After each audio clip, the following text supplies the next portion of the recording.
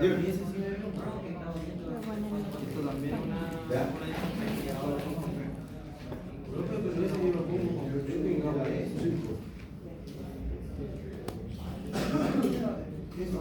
Esa distancia, ¿qué es eso? Sí. El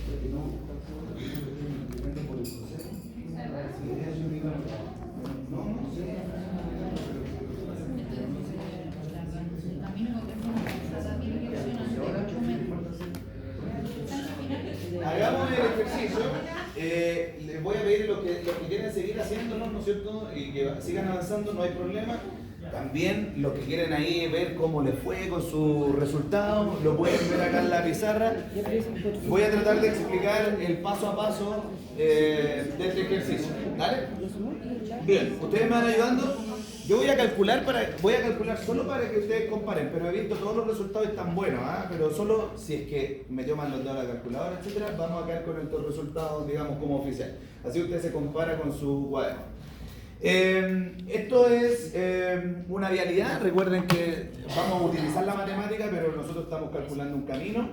Lo primero que nos dice son dos alineamientos, uno de 300 metros y fracción y el otro de 400 y fracción. Pero lo más interesante en esta primera etapa es darse cuenta de alfa. Y ahí es donde quiero detenerme un poco, porque créanme que mis resultados en evaluaciones es donde más complicaciones tienen los alumnos con respecto al alfa. Mira, si yo coloco un alineamiento horizontal, y yo les digo que el alfa, voy a hacer cualquier alfa, el alfa es 180 grados, centesimales, 180 goles. El ángulo siempre se mide de una misma forma. No hay dos formas de medir este ángulo. ¿Ya? Por eso no nos podemos equivocar. Existe solo una. Dale, agüita. Entonces, el alineamiento se mide de esta manera. Yo me coloco en el... antes de partir, que es lo que le decía a la compañera, nosotros sabemos que la dirección de este alineamiento es hacia allá, ¿cierto? Mi camino va a avanzar hacia allá. Aquí debería estar el 0, no sé, y para allá avanza el camino. Por lo tanto, se toma desde aquí, entre el alineamiento de entrada y de salida, siempre en sentido horario. Por lo tanto, si este ángulo fuese 180, yo lo tomo de aquí, alineamiento de entrada, y voy sumando. Ahí tengo 100, acá tengo un ángulo extendido de 200, 180 iría en esa dirección aproximadamente. Alfa siempre se mide de la misma forma, nunca cambia. Por ejemplo, si yo les digo ahora, pero mira, tenemos un alfa de 250 grados. Lo mismo, tengo un alineamiento así. El alfa sería el ángulo que se mide entre el alineamiento de entrada y de salida en sentido horario. 100, 200, 300, 250. Iría hacia allá. Acá está alfa. Y es por esa sencilla razón que los alfas menores a 200 son siempre curvas a la izquierda y los alfas mayores a 200 siempre son curvas a la derecha. Por favor ahí, muy atentos, porque lo más probable que de ahora en adelante, sobre todo en cálculos de Peralte, solo ustedes les den los alfas. ¿Ya? ¿Por qué es tan importante? Claro, porque si yo tengo una curva a la izquierda, ¿qué lado va a peraltar? La derecha, ¿no es cierto? Siempre en contra. Y si yo tengo una curva a la derecha, ¿qué lado peralta? El borde izquierdo. Por lo tanto, acá está la clave para saber qué borde peralta. Porque tengo una curva a la izquierda o a la derecha. Si yo le hago un dibujo así en una hipotética prueba y yo les digo, mira, tengo ese camino y esta es la dirección de ese camino. Identifique alfa en ese camino. ¿Dónde está alfa ahí? Afuera. ¿Dónde está alfa? En el interno. Sí, ¿lo tenemos? Ya. Si el camino viene hacia acá, ustedes dicen, pero si esto es así. Me posiciono en el vértice, apunto al alineamiento de entrada. Por eso le pongo esa flecha, porque esto se transforma en... Por acá entra el camino y por aquí sale. Alineamiento de entrada, de salida. Me paro aquí, hacia el alineamiento de entrada, en sentido horario, hacia el de salida. Ese alfa sería menor a 200, por lo tanto una curva a la izquierda. Muy bien, entonces eso es lo que hay que comprender, eso es fundamental, ¿ya? A la hora de cualquier proyecto. En este caso nos decía que el alfa era 123 ¿Alguien me da el valor? Como 87,45. 123,8745 grados centesimales. Un ángulo se escribe con 4 decimales hasta el segundo centesimal. Una vez que yo tengo alfa, se desprende otro valor, ¿no es cierto? Omega. ¿Cuánto es el valor de omega para este caso? 66,2.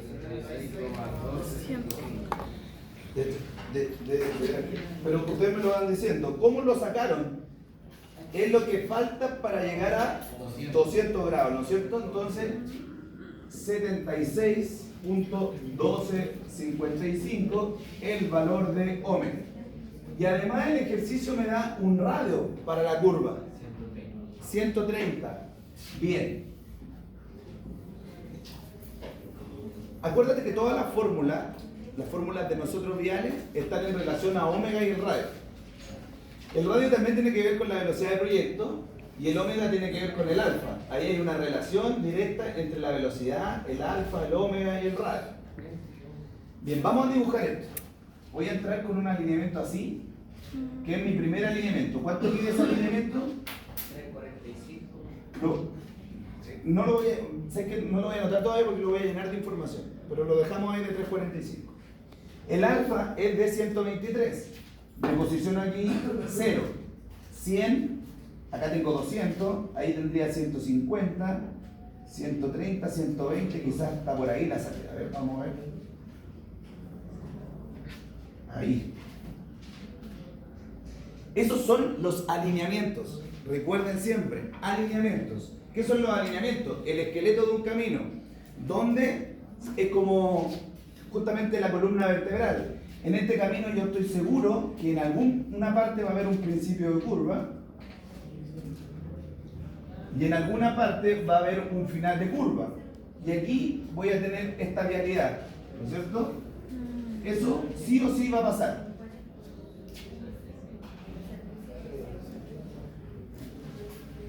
Calculemos entonces. Bueno, ustedes lo calcularon, ¿no es cierto? Desarrollo de curva y la tangente. La bisectría en este caso no tiene revuelo, digamos, en el cálculo, porque la bisectriz, recuerda que es la distancia que hay entre el vértice y la media curva. Esta distancia de ahí es bisectriz. S, bisectriz S, que para este efecto no lo deberíamos calcular, la voy a calcular solamente para que ustedes ahí comprueben sus resultados. Pero la bisectriz no va a estar en el cálculo o en el juego que vamos a hacer. Desarrollo de curva es pi. Lo vamos a anotar acá, que te había faltado la fórmula, ¿no es cierto?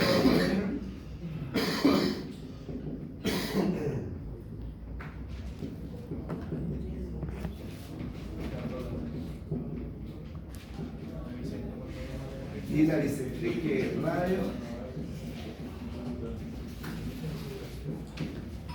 Ya, ahí te faltaban las fórmulas, compañeros. Pi por R por omega.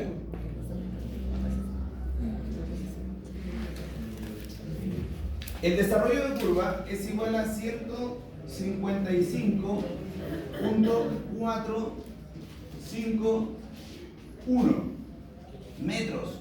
3 decimales hasta el milímetro, ¿no es cierto? En una distancia. Es una longitud, la longitud de curva. Ni más ni menos decimales, ¿eh? Era 4509. Cortamos el tercer decimal, el 9 aproxima, quedamos con 451. La tangente 88, ¿no es cierto? Muy bien. 535. No, dije metros. No, metros, está bien, es una longitud. Bueno, y la bisectriz, recuerda que en este caso no la vamos a utilizar, pero igual la vamos a calcular. Eso, 1 dividido en eso, menos 1 por 130. 27. Muy bien. 27.285. Y ese es el valor de la bisectría ahí, ese, para que lo tengan. Bien. Terminamos nuestros cálculos de geometría y ahora ocupamos las fórmulas, ¿no es cierto? Las tres fórmulas geométricas, pero ahora nos vamos a ir al análisis de esto, ¿ya? Porque al final eso es lo interesante.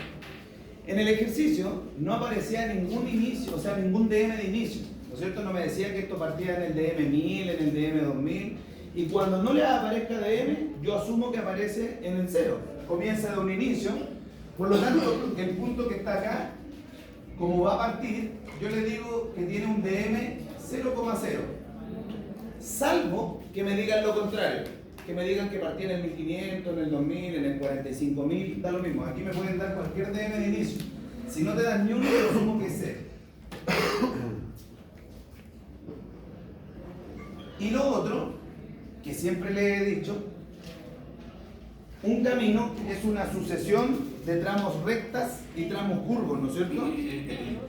La pregunta que yo me hago siempre es que desde este punto, desde el inicio, este camino empieza, ¿no es cierto? Y hasta el principio de curva voy a tener una geometría que se llama LR o largo de recta.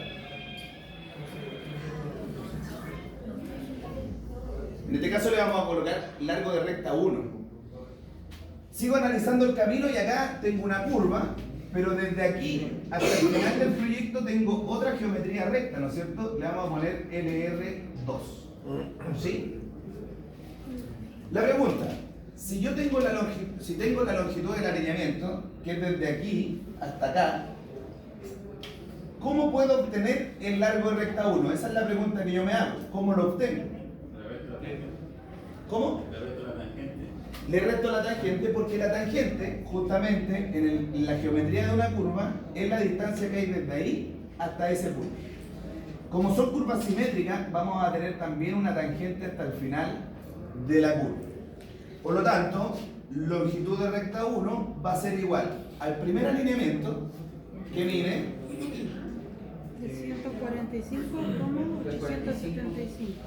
875. Y ahí está mi alineamiento, pero yo le resto mi tangente, 88,535. Por lo tanto, la longitud de recta 1, 257,341 metros.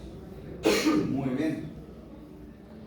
Y ahí entonces está mi primer tramo recto. ¿Sí? Vamos por este otro lado a calcular el segundo tramo recto que tiene acá, la longitud de recta 2. Ya la longitud de recta 2 tiene que ver con el alineamiento 2, pues, ¿no es cierto? Porque está aquí, en la parte del alineamiento. Por lo tanto, ¿cuánto mide la longitud del alineamiento 2? 600. Muy bien. Y a eso le quito la tangente de 88,535.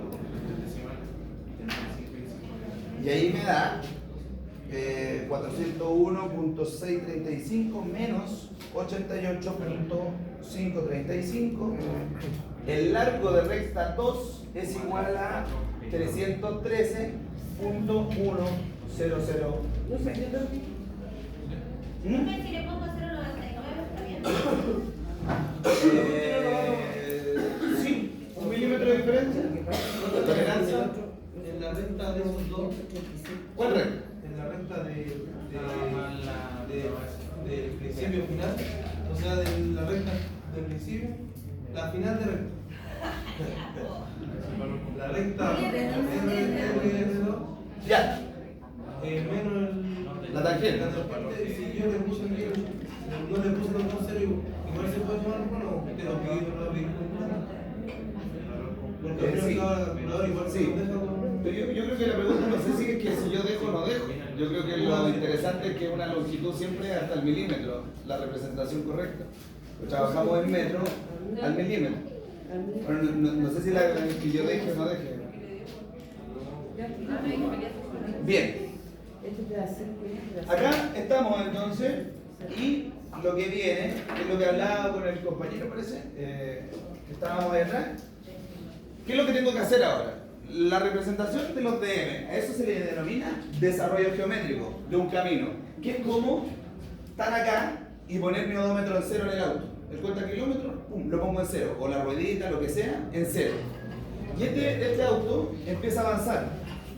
Empieza a avanzar y como avanza en recta, la primera posición que yo quiero conocer es la DM en el principio de curva.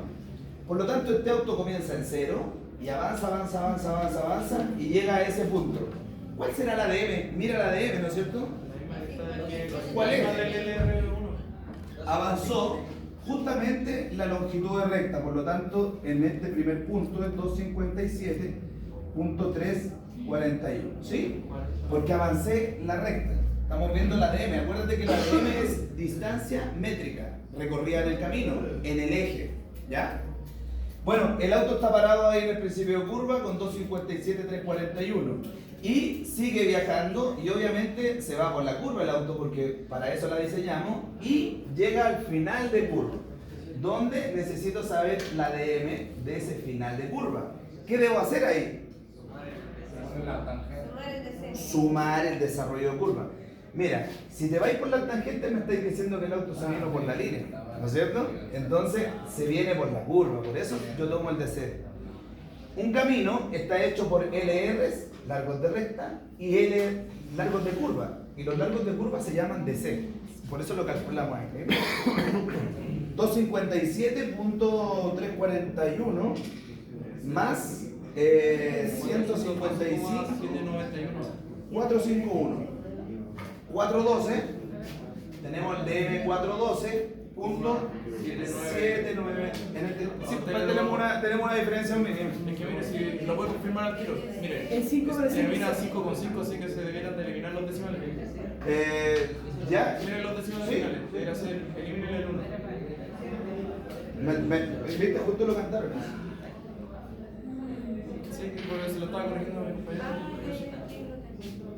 Listo. Ay, yo sí lo hice.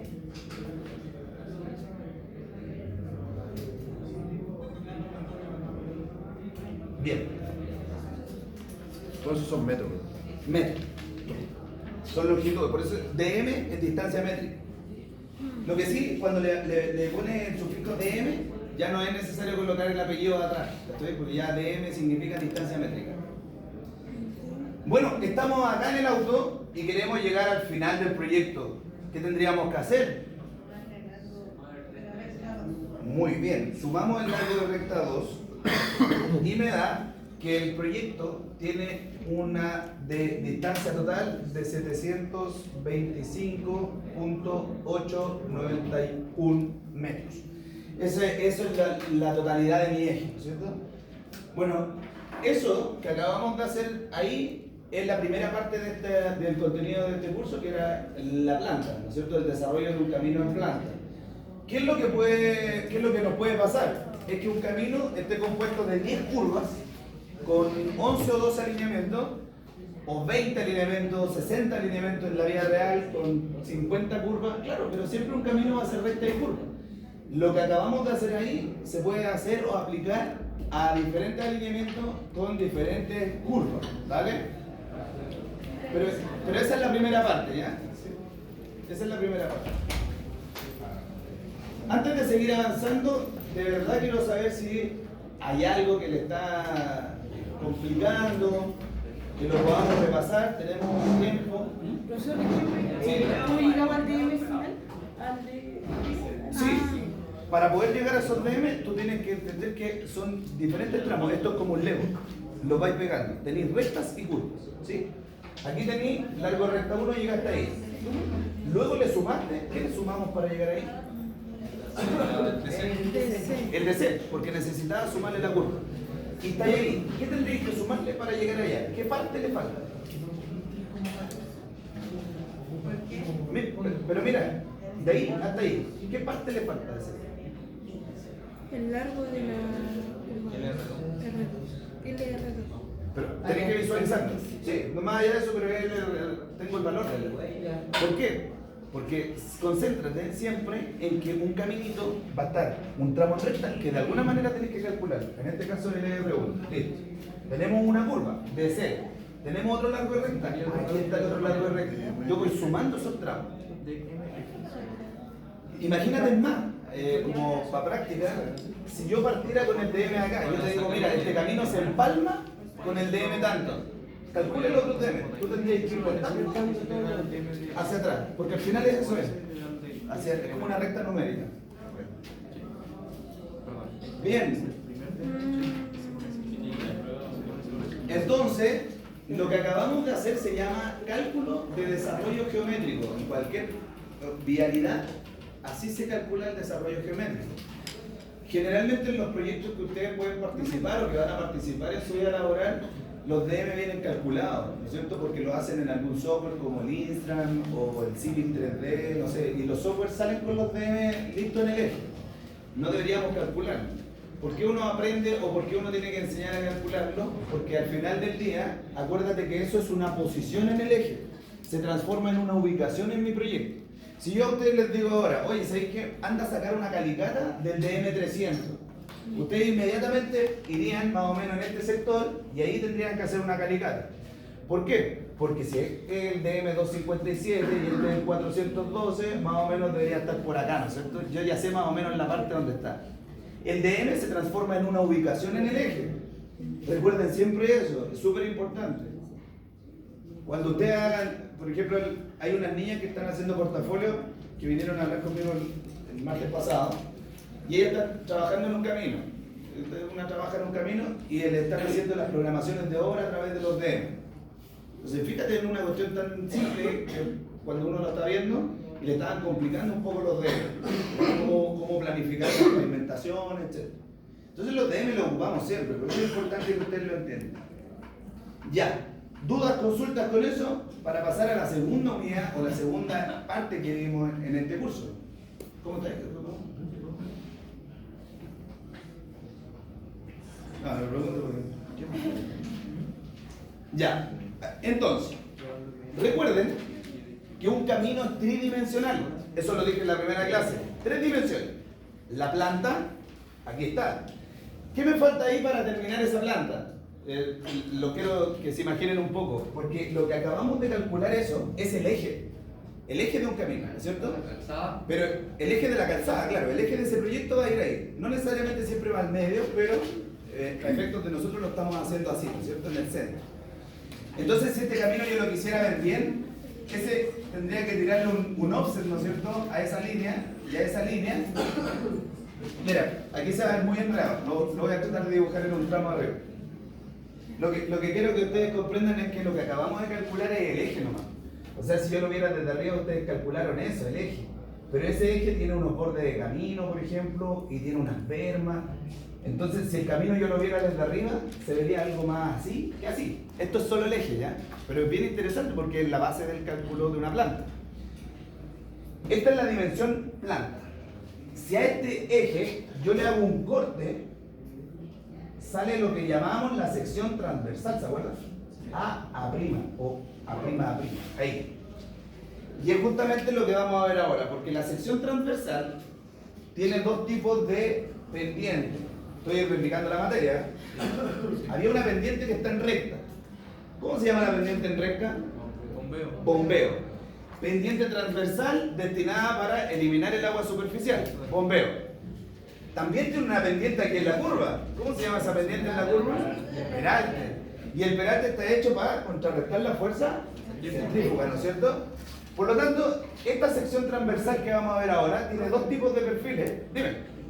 Sí, por favor, dale. ¿La prueba va a ser solo desarrollo o va a ser con concepto? Van a ver conceptos. Por eso estoy haciendo un repaso. Este camino tiene un tramo en recta ahí. Por lo tanto, si yo evalúo un perfil ahí en recta, ¿cómo se vería? Con un doble bombeo. Vean lo que decía el ejercicio de un 1,5. Decía que tenía un bombeo de 1,5. Claro. Y si yo evalúo aquí en el centro de la curva, debería estar en un peralte, ¿no es cierto? El peralte, según lo que veo en el ejercicio, es de 7%. 7%. La cosa es cómo calcular la longitud que necesito para pasar de bombeo a peralte. Y eso se llama transición. Ya, y así que vamos a ver ahora lo que es transición, ¿ya? Para lo que es transición, yo les recomiendo que siempre hagan los 4 perfiles que están dentro de la transición. Eso es clave. Diría hasta básico, pero clave. Le vamos a poner clave. ¿Ah? Peralte, borde único. Doble bombeo, Lo bombeo dije nulo, lo dije claro. Sí. Borde nulo, bombeo único, peral. Muy bien. 4 perfiles.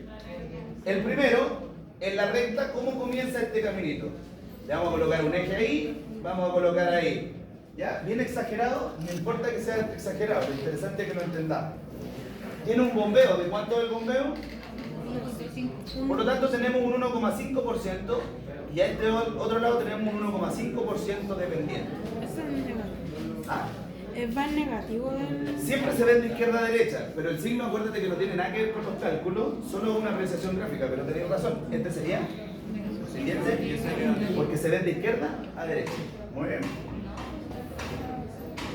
El ancho, ¿cuánto será el ancho? 4. ¿Por qué 4?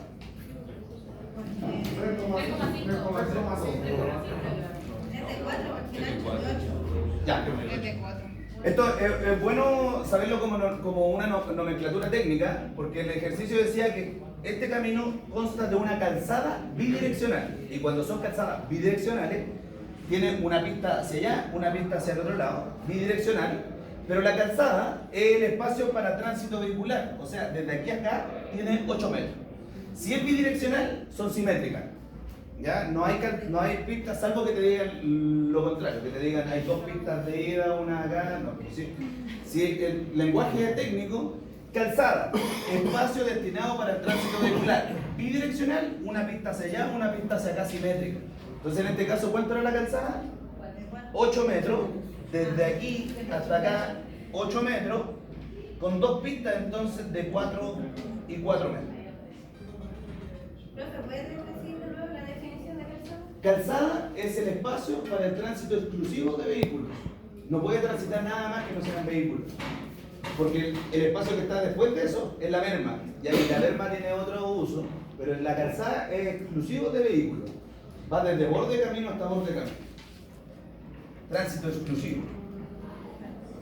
Bien. Ya, ese es mi perfil en recta, ¿no es cierto? Lo visualizamos todos bien, ¿no es cierto? Pues así se vería ese camino en recta. Luego comienza la transición de peralte. Y la primera cosa que tengo que saber es cuál borde tengo que levantar. ¿Qué borde levanto aquí? El derecho. ¿Por qué levanto el borde derecho? Porque la curva es a la izquierda. Si yo tengo una curva a la izquierda, el auto se va a tender a ir hacia afuera de la curva, por lo tanto yo lo apoyo con el peralte para que justamente no se vaya a este lado. El borde derecho es el que tiene que levantar.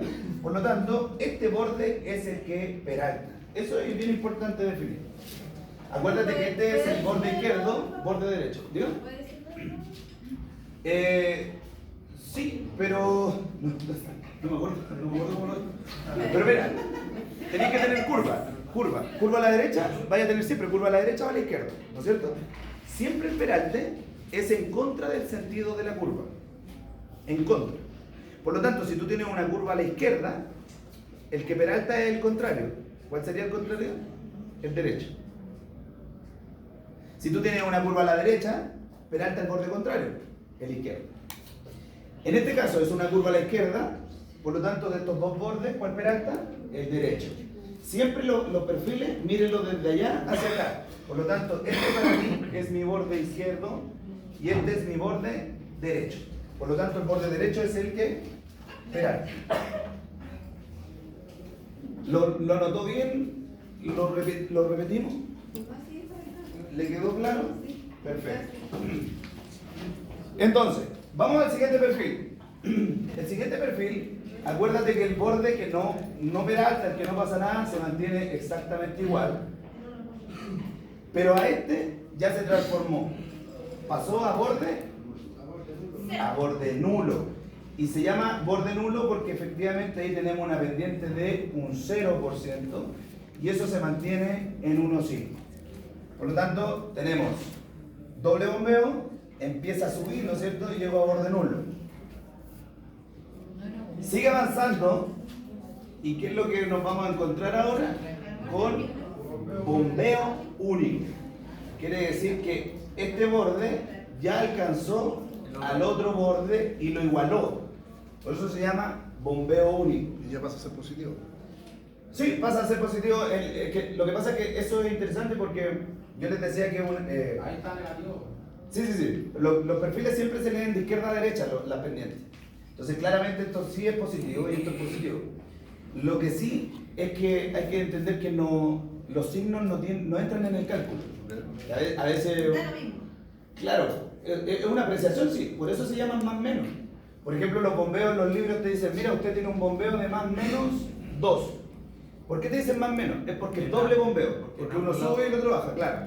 Y es una nomenclatura, ¿no es cierto? Sí. Pero para efectos de cálculo no nos interesa mucho que sea negativo. Si lo incorporan en el cálculo a veces podemos errar. ¿Cómo se llama ese? ¿El tercero cómo se llama? Bombeo único.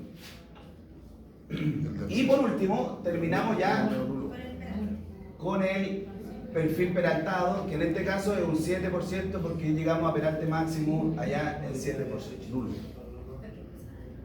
Ya, entonces, sí, esto tiene nombre, pero probablemente nunca les voy a preguntar eso, pero para que lo sepan, doble bombeo siempre cuando tiene a dos aguas, doble bombeo. En este caso este tiene un borde nulo, por eso se llama borde nulo cuando tiene 0%.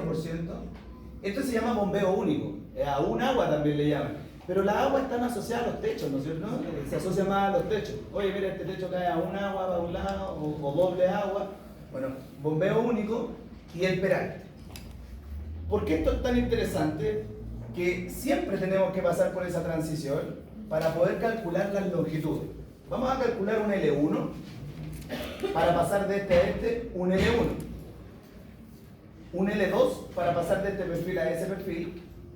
Y vamos a calcular un L3, que es la longitud para pasar de ese perfil a ese perfil. Para los que no tienen la fórmula general de peralte es N por A por delta P partido en J.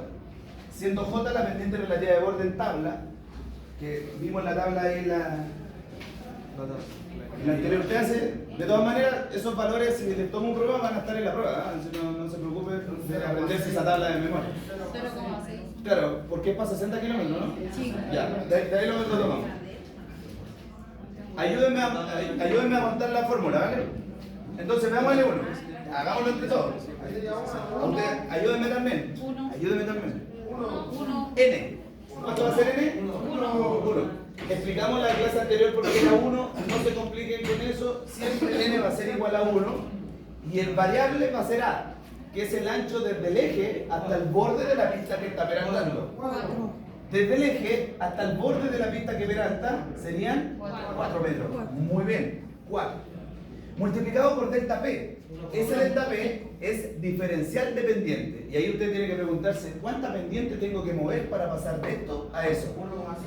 Muy bien, 1,5. Todo esto dividido por J, que para 60 kilómetros por hora es 0,6. Muy bien, muchachos. Eso es L. Es bastante fácil montarla, dime. N es el número de pistas, pero nosotros la ocupamos como 1. No sé si te acuerdas de la explicación de la semana pasada. ¿Por qué yo dije que era 1? ¿O por qué les decía que era bueno para hacerlo? ¿No te acuerdas? Estaba atento. Me da 10. Pero lo que pasa es que no siempre tú tienes claridad cuánto es el número de pistas. Por ejemplo, si el ejemplo anterior te lo dice así, por ejemplo. Esto vale 3,5, esto es 3,5. N igual a 1, A es 3,5. ¿Sí? Ya, pero si ahora fuera 3,5 y 7. 3,5 y 7. Y está peraltando este lado. ¿Cuántas pistas hay acá? En este caso serían 2 y el A serían de 3,5.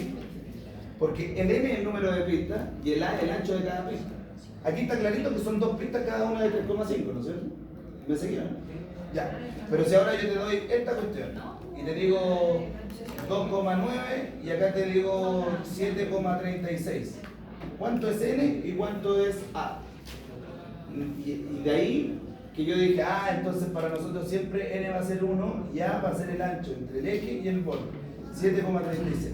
Por eso en este caso, si N lo tomo como 1, A lo coloco como 7. Entonces ahí me olvido de saber cuánto es el número de pistas. Siempre para mí va a ser una pista y el ancho va a ser del eje al borde. Por eso es así. Por eso lo explicamos Bien. Ya, ¿cuánto da eso? 10. 10. Muy bien. Ya. La interpretación es 10 metros.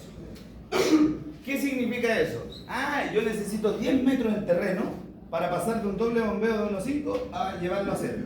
10 metros en terreno. Esa es la transición. Eso es lo que necesito. ¿Cómo? Todavía no sabemos, pero necesito 10 metros. Bien. L2, ayúdenme a montar L2, pero dijimos que había un truquito, ¿no es cierto? El mismo L1, pero veámoslo. N1. El ancho de pista no cambia, ¿no es cierto? Queda en 4. El delta P, de 0 a 1. A 1.5, digo, perdón. De 0 a 1.5, ¿cuánto es? 1.5. Y la velocidad del proyecto no cambia, por lo tanto sigue en 0.6. Por eso L1 siempre es igual a L2, porque cuando es el borde nulo es simétrico. O sea, voy de menos 1.5 a 1.5, o de 2 a 2, o de 3, siempre va a ser igual. ¿Ya? Salvo que pase algo muy excepcional, pero generalmente siempre L1 y L2 es igual. Lo que sí es distinto es L3, donde N es igual a 1, el ancho se mantiene, y el delta P, ¿cuánto será? 5,5, muy bien, porque tengo que llevar de 1,5 a 7, ¿no es cierto? Y eso dividido en 0.6.